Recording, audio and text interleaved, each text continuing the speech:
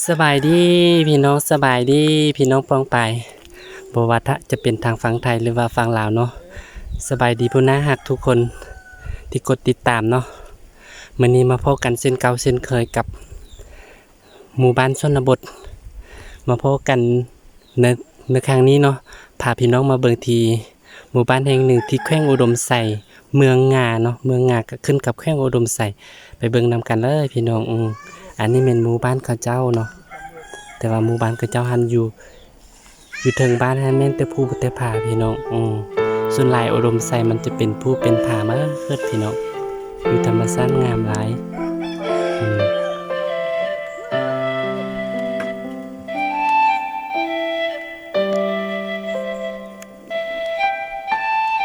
ไปเบิ่งนำกันเลยวิถีชีวิตวิถีพื้นบ้านเขาเจ้าเนาะ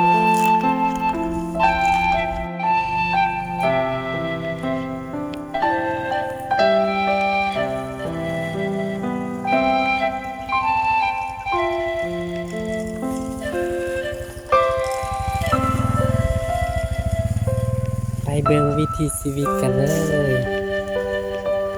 บางหลังคากะเห็นงามพี่น้องบางหลังคากะพออยู่กุมกินบางหลังคากะมีแท้มีว่า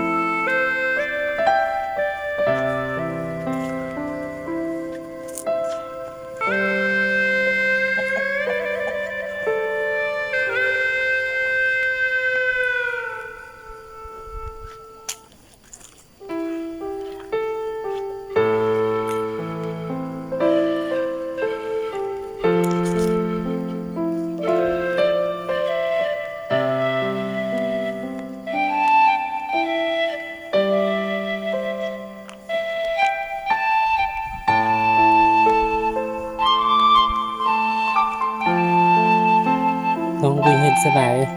ย้อนลงมาลดกำมูกุ้งอะไรวะ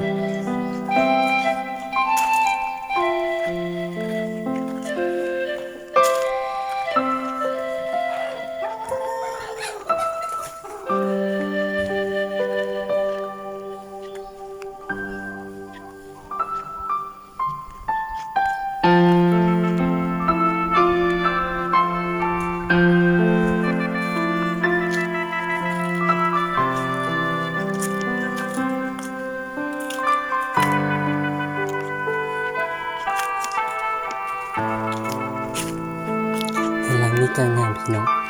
กำลังสร้างเลย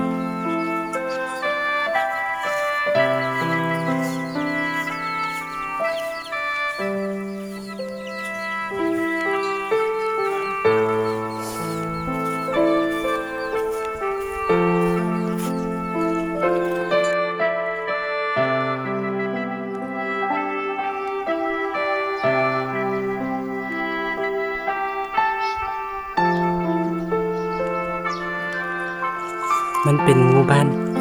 คล้ายๆกับหมู่บ้านใหญ่แหละพี่น้องหมู่บ้านใหญ่สุดแต่ว่าประชาชนยังอาศัยการทำมาหากินแบบธรรมชาติเนาะมีห้องหมอเนี่ยห้องหมอน้อยก็เจ้าเขียนว่าห้องหมอน้อยแสนจอดเมืองงาพี่น้องน้อยแท้ๆเนี่ยแหละก็สมกับว่าห้องหมอน้อย